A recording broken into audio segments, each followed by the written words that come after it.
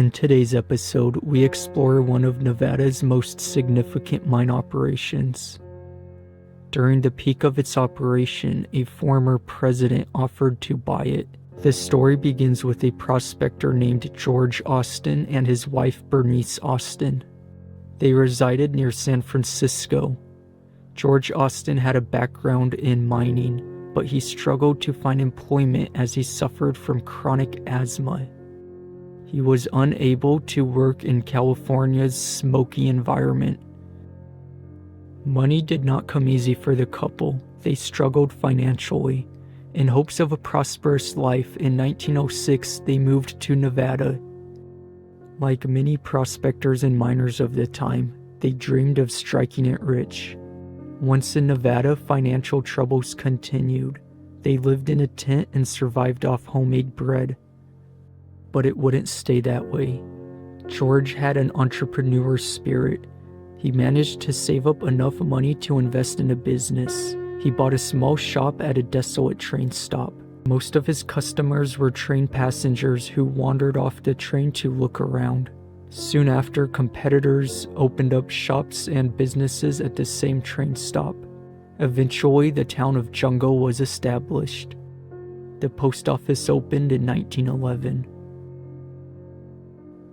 Despite the Austin family's success with their small business, living conditions were still tough. The town of Jungle sits on the side of a dry lake bed and is surrounded by hundreds of miles of sagebrush.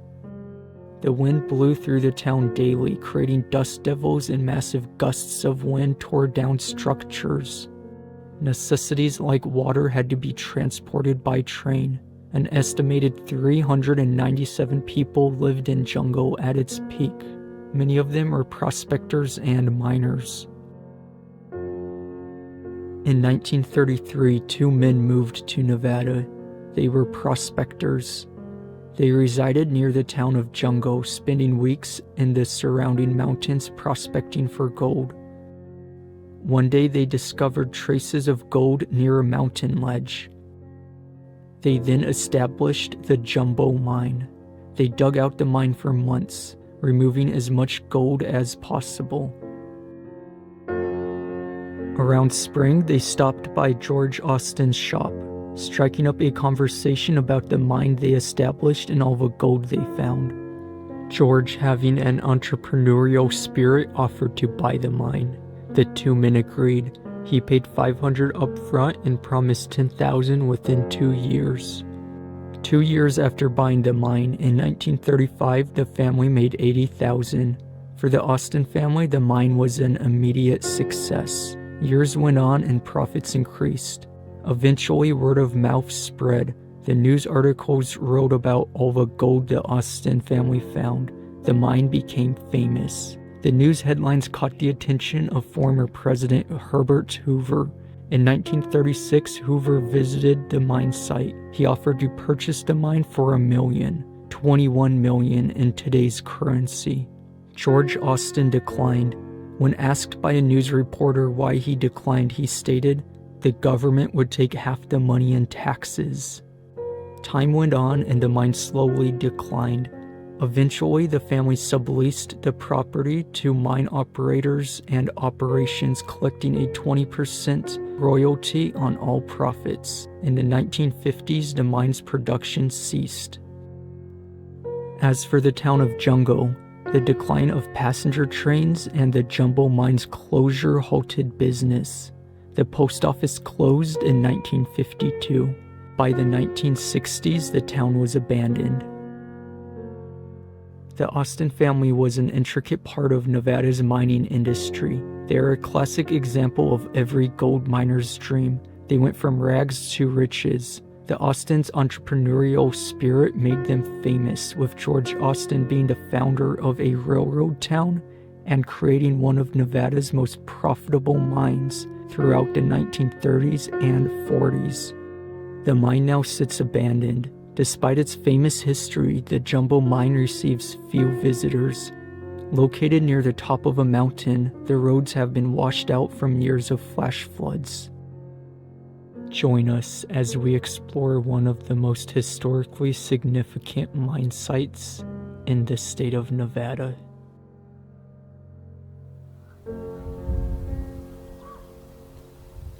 A great view at an old mining camp. This is likely going to be camp for tonight, which will have a great view in the morning, wouldn't it? Great view right now. And this is really the primary objective of today's video, is to check out these old bunkhouses. There's so many of them. And after we look at those bunkhouses, there's some other stuff right above this mountain right there. Some old mill and an ore bin, etc. So that should be interesting.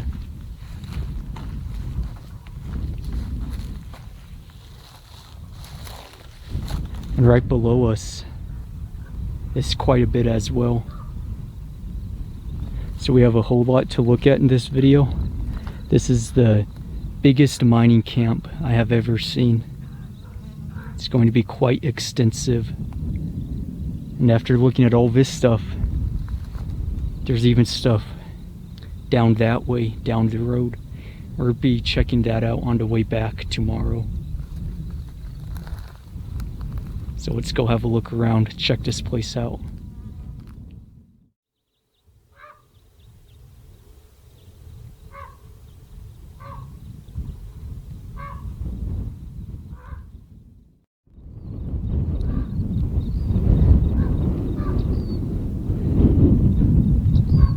We'll begin with this bunkhouse.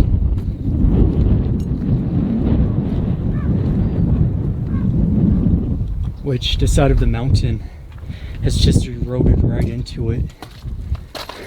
See this side? Like, look at that roof. Just years of baking in the sun has caused it to warp like that.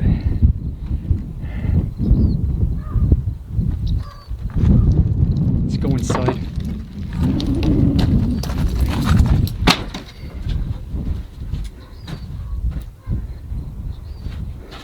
Not much left in this one, although that's very unique how that window slanted like that.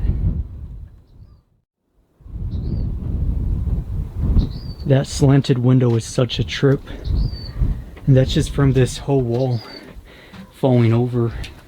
Doesn't got much longer to go. It's all tilted, and the front of the house is just falling into it.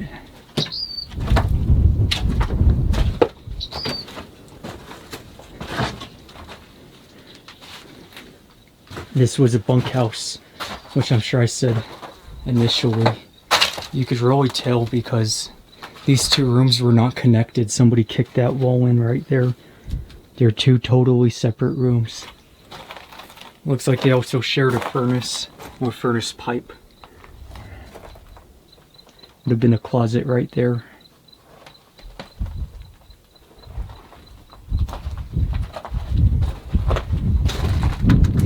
We just have so many buildings to check out. It's amazing.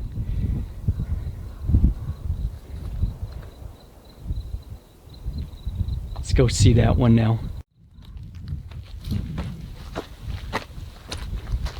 And right above it is that old water tank, gravity fed.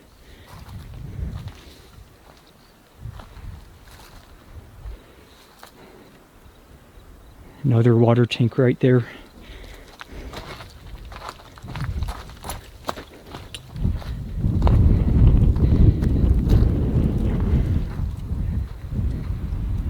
So let's check this bunkhouse out next.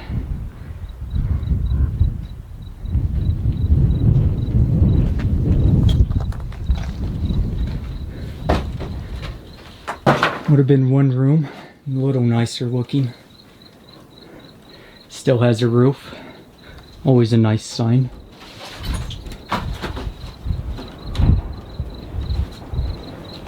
Old tank, heater, then almost looks like That was an old shower system. Very neat. You never see this stuff at abandoned mines. See, they would have had the shower spout go right there.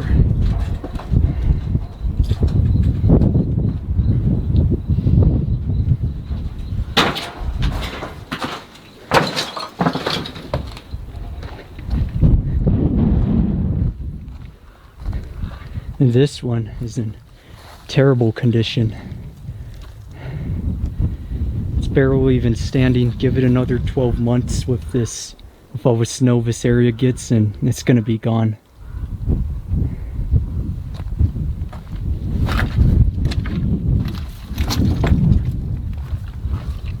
See the entryway going through it. Nothing left. Part of a furnace, the piping, which a lot of the time they actually remove the furnaces just because they're worth so much money. They're still valuable and still usable. And now we have these two bunkhouses to look at. We just looked at this one and the one to the left of me. I'm going to go relatively quick in these bunkhouses just because they're pretty much all the same. Old chair.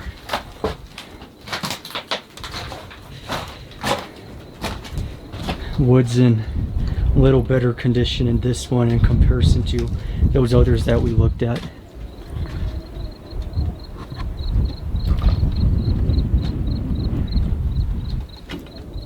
And what a great view they had. Imagine just waking up to this every morning.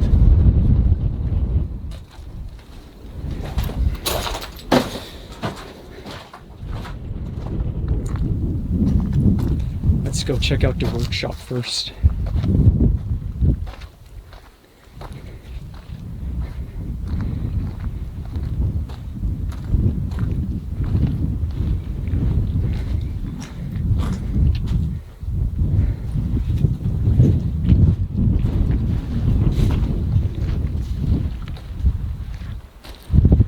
Completely slanted. It's really great. Came out to see this place right now while it's still around, because give it a few years, most of this is going to be gone.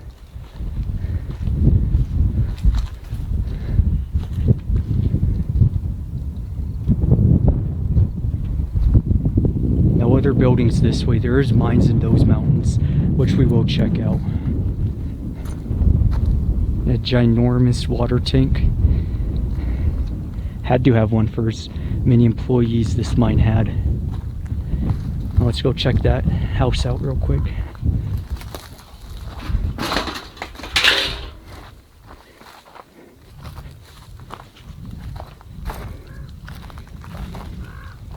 Almost like a log cabin.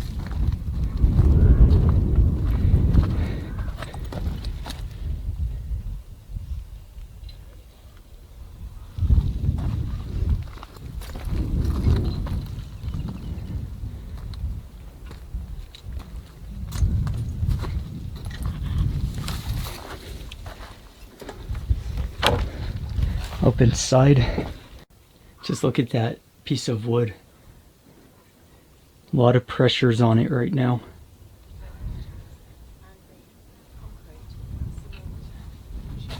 Then the whole wall is beginning to buckle,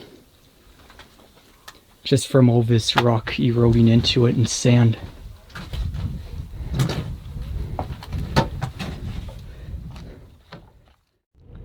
This mine is just at such a high elevation. It's crazy and absolutely fascinating. The old water tower. One of them anyway. It'd be great to see what's inside of it, but there's no ladders or anything going to it. Otherwise I'd climb up there, check it out. It's probably empty anyway.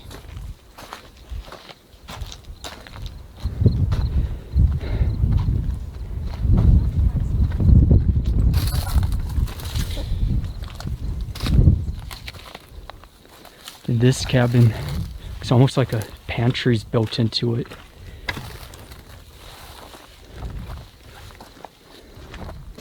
still has a furnace pipe anyway. We'll find out if the furnace is still intact. I'm doubting it.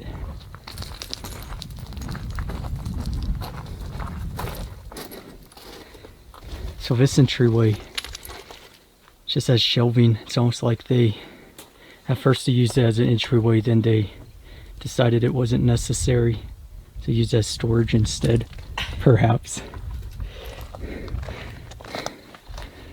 Got someone video bombing. Hello. There's a dead body in there. Sweet. Million views right there. Floorboards.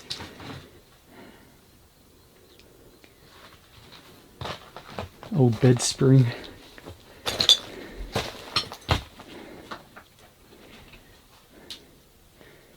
Very unique color for the walls. Miners liked green. Seems like every mine I go to just has this same green color on the walls. Oh, but have you seen the feminine touch wallpaper? I can't see a miner having little baby elephants and vases of flowers and cherries. There's layers of wallpaper. Perhaps they're on a budget. And you've got a date there, June 1st, 1957.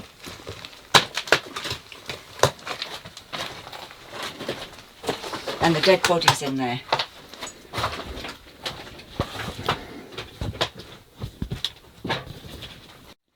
Great too. Man, that's a sound. Two-door fridge, freezer.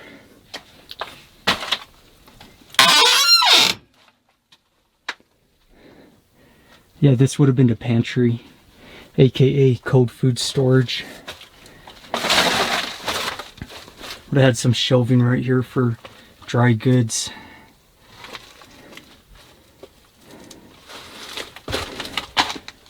That hole is natural. They would have had to ventilate the pantry, otherwise moisture builds up, which causes food to rot at an increased rate.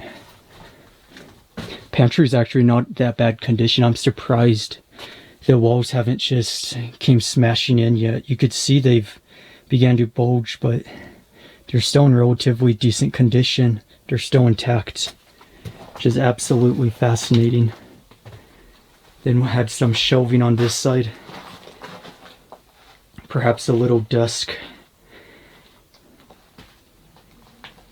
Actually, no, that was the sink. This was the kitchen. It would have been for the kitchen sink. This would have been the counter. So that would have been the kitchen. Then perhaps the bedroom on this side, although this whole wall's ripped off. Then a small 3-room cabin. That's the largest one we've seen as of yet.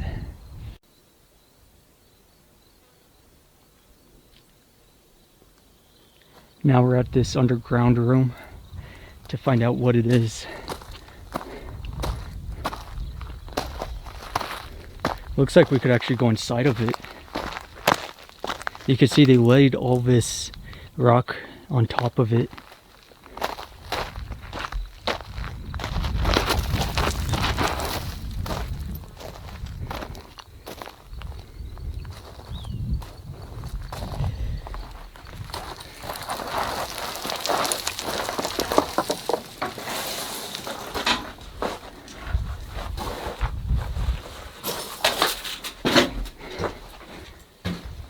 Doesn't go anywhere. It's almost hoping there'd be a tunnel. Wouldn't that be a trip? That used to be the way you get in.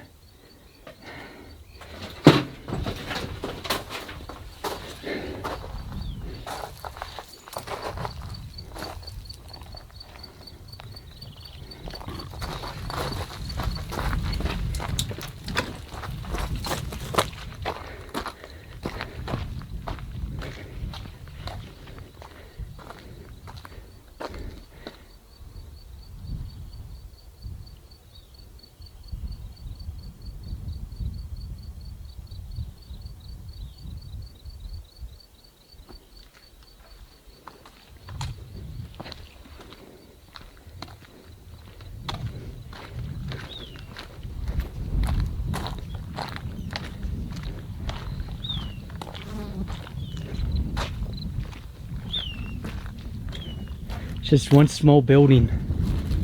Actually, no. There's more rooms in it. Let's see. Let's go in.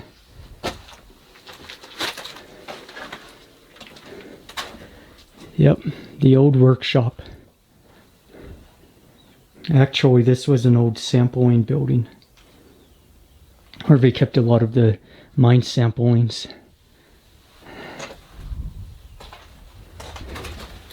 You see how we had the individual storage spots.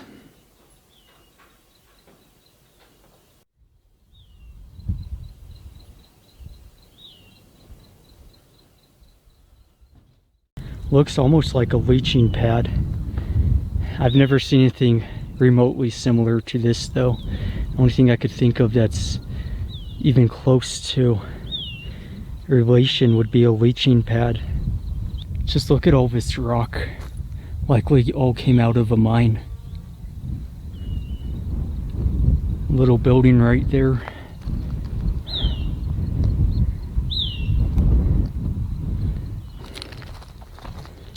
Let's go see what's in the building.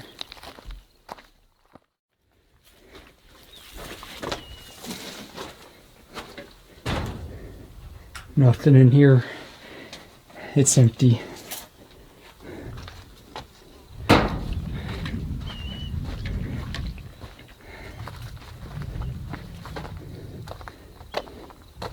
want to go inside this tank that almost looks like a leaching pad.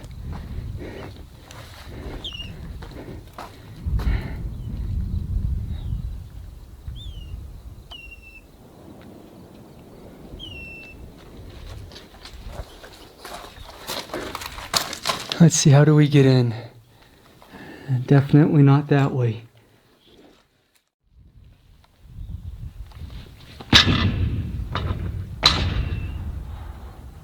You hear that echo? Isn't that a trip?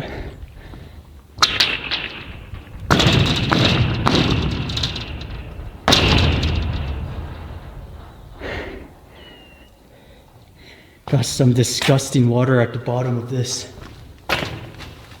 It's all green with who knows what kind of toxic chemicals.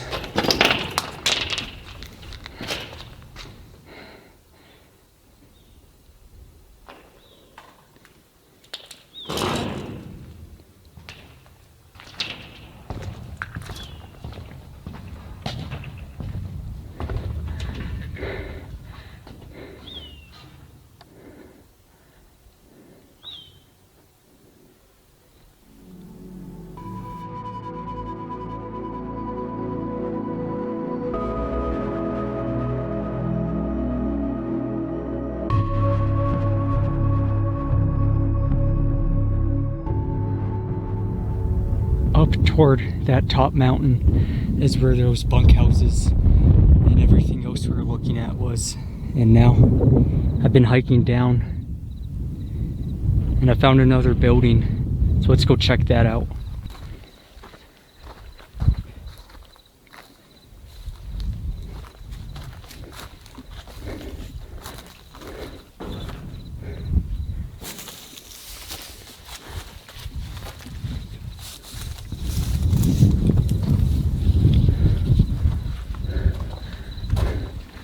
Some seats, 2 chairs just chilling. Ginormous water tank. A lot of water tanks at this ghost town.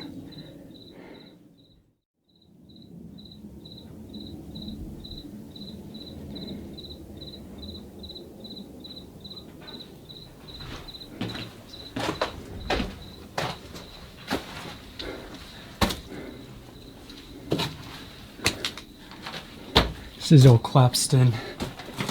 It's the end of the building anyway. Looking down into the water tank, no bodies. Which apparently wasn't a water tank.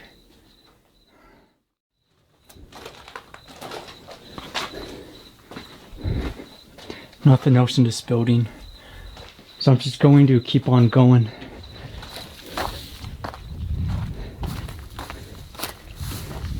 It's a neat looking building for sure. It's just empty.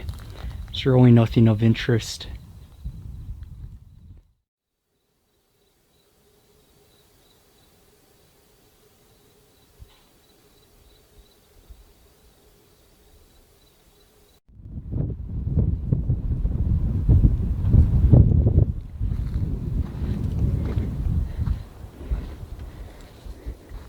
You could see the old bed spring. Another one on that side. Then there's this small shed without much left behind. It has been caved in.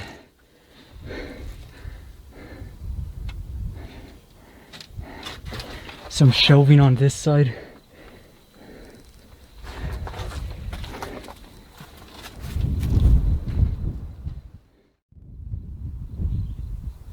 Now we have the cabin to check out.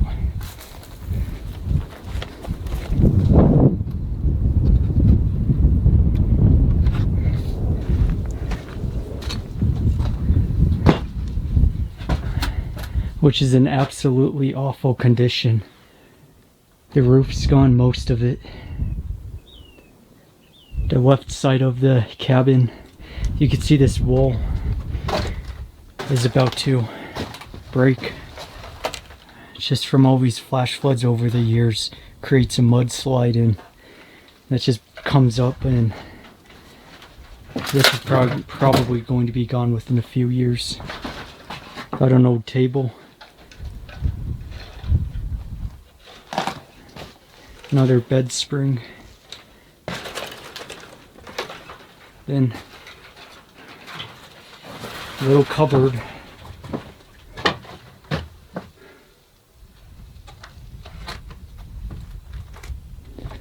Out the back door.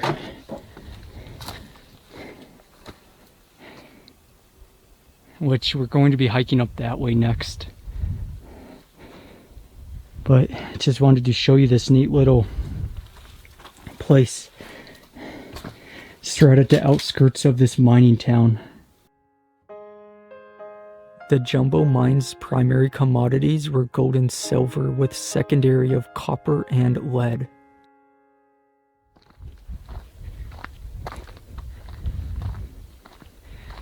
I've been walking for a while now, but I just want to show you something. Look at this amazing view.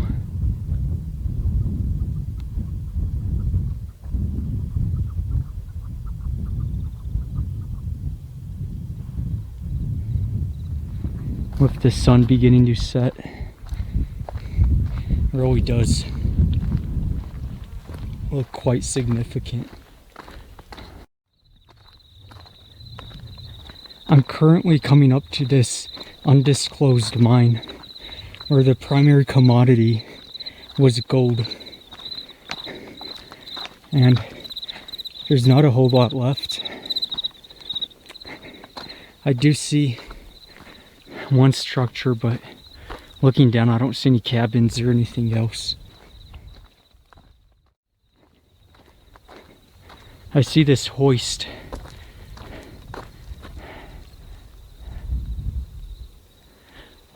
But that's about it.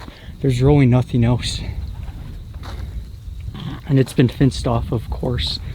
And you know we're desolate because you don't see any of those BOM, unsafe mine, stay out, stay alive signs.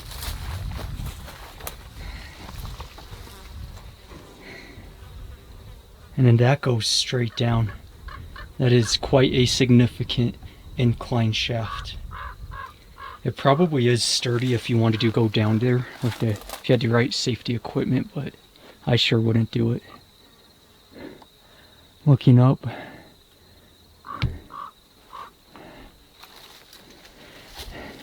And you know this mine is significant because look at the size of this waste rock pile. All of this is waste rock.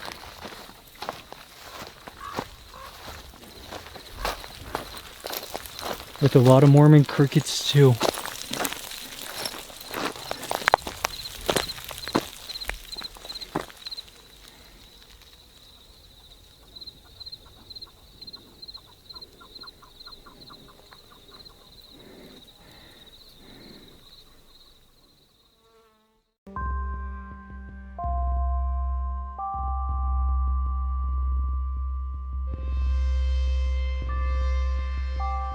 That is quite significant. And you could see the makeshift ladder that they used to use, perhaps to maintain it, going up that. Can you imagine trying to climb that today?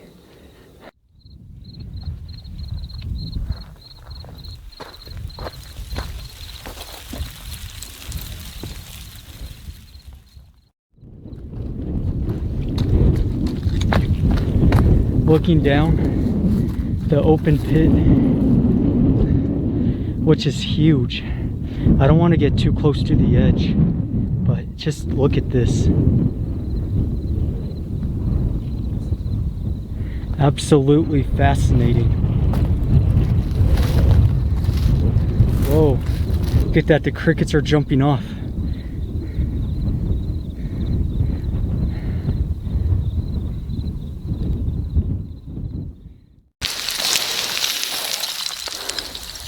Came from up there. It's unknown what will happen to Jumbo. Despite the closure of the mine, there's still generous reserves of unmined gold inside the mountain. It is likely that years to decades from now, the entire mountain will become an open pit mine. The historic origins of the Jumbo mine may be forgotten by most, but what remains will always hold significant value for what it once was.